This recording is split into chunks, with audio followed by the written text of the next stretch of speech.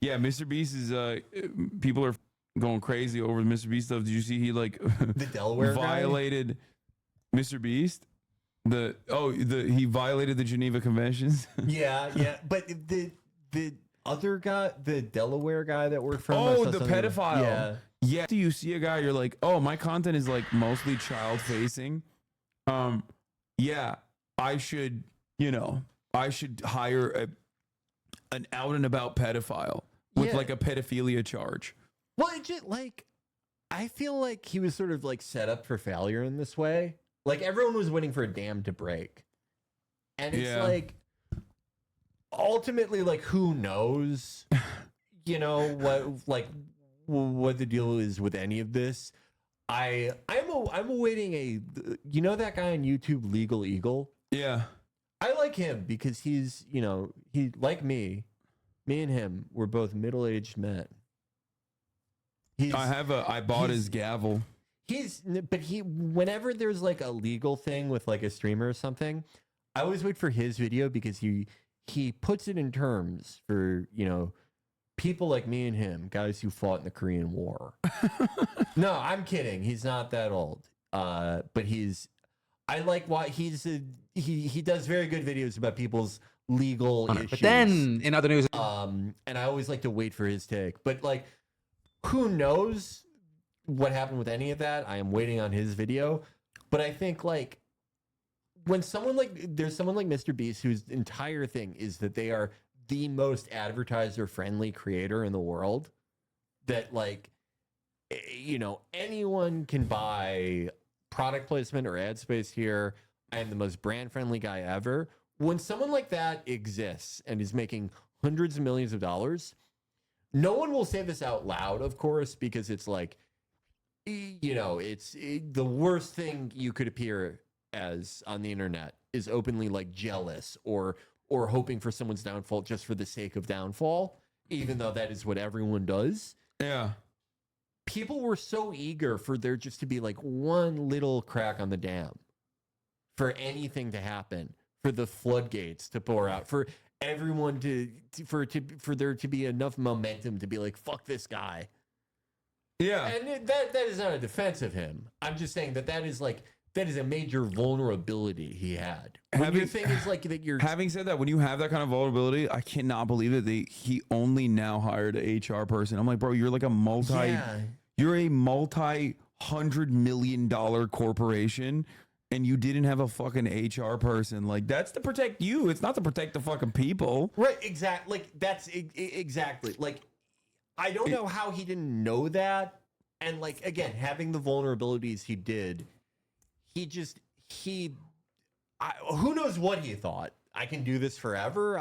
Who the fuck knows, right? Yeah. But it's just, I mean, like for however like smart or capable someone is, there is a reason why, like for the most part, you don't see 26-year-olds running like companies that are worth hundreds of millions of dollars. Yeah. It's because of shit like this.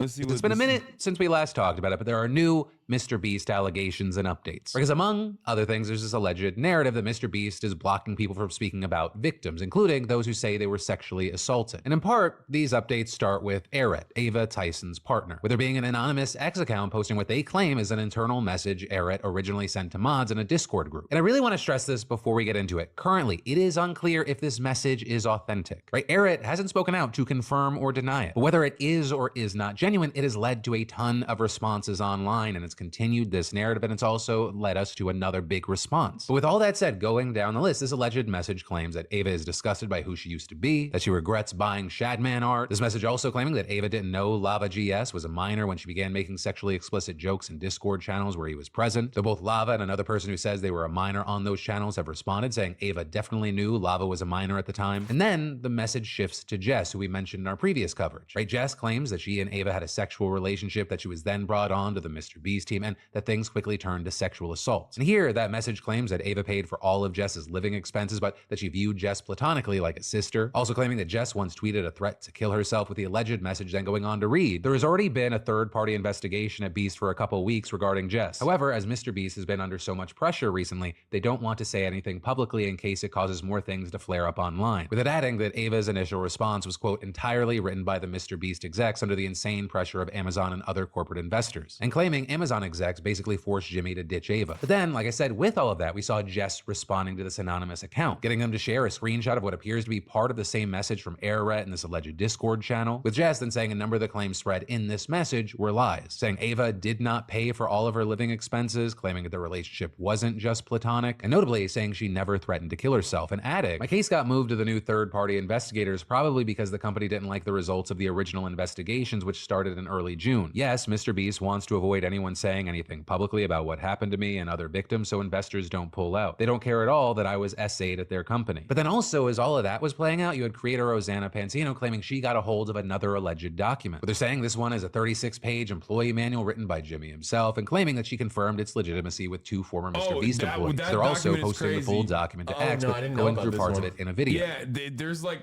one of the things is no doesn't mean no.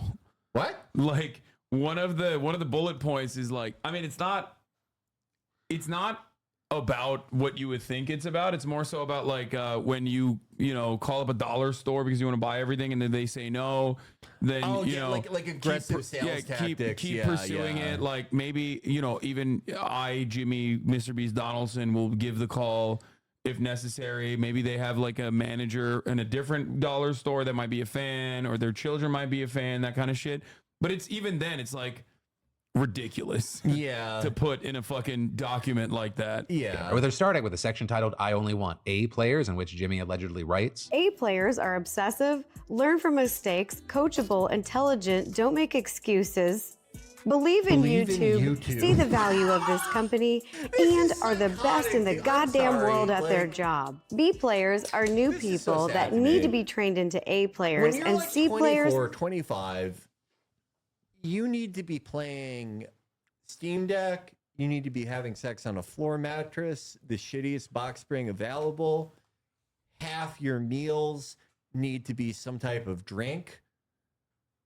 But like writing this when you're 25 is so sad. It's crazy. It's so sad. Are just I don't care how much money he makes. This is a wasted youth. average employees. They don't suck, but they aren't exceptional at what they do. They just exist, do whatever, and get a paycheck. They aren't obsessive, aren't spelled wrong again. C players are poisonous and should be transitioned to a different company immediately, all caps. It's okay, we give everyone severance, so they'll be fine. With Rosanna here going on to say that this is evidence of Jimmy playing favorites, saying that it shows that those who don't fit into Jimmy's definition of A player are treated as less than within his company, arguing that normal people with healthy work-life balances are not welcome, which then rolls into a later portion of the document titled "It's okay for the boys to be childish." If talent, he's referring to his best friends, wants to draw a dick on the whiteboard in a video or do something stupid, let them. Parentheses, assuming they know all the risks and aren't missing context on why it's not safe. People like when we are in our natural element of stupidity. Really do everything you can to empower the boys when filming and help them make content.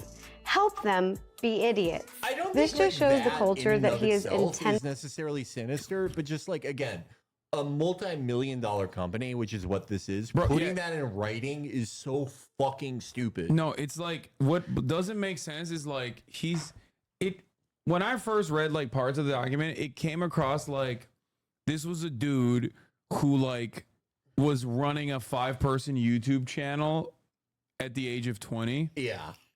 Because he was. But the problem is he's running a 100-person company that owns an entire chunk of like North Carolina that has products in Walmart. Yeah. And as an Amazon. They're practically a multi-million-dollar conglomerate now. They make physical products. They are primarily a production company, but a production company that has that much fucking revenue and part like that's a real business. It's not like a business in the way that, like, you know, people will start a LLC for, you know, a podcast or something. This is a real fucking thing. And you wouldn't, you know, what's an equivalent? Like, to scale it up a bit, would you run MGM this way? No. You know, no. Building. He plays favorites, there is a boys club, and they are allowed to do things that other people aren't. Now with this, I want to stress this is just a couple of things from Rosanna's video. If you want to watch it, I'm going to link to it, of course, in the description down below. But for the most part, right now, those are the updates we have. And that possibly in part because last week you had creator Ludwig saying Jimmy told him directly that he's waiting on all of the allegations to come out and then he'll make one reply. Which on that note, you have a lot of people right now waiting on part 3 of Dogpack 404's video, which he teased will cover sexual misconduct cover-ups. But as we wait to see what happens, I got to pass the question off to you. What are your thoughts here?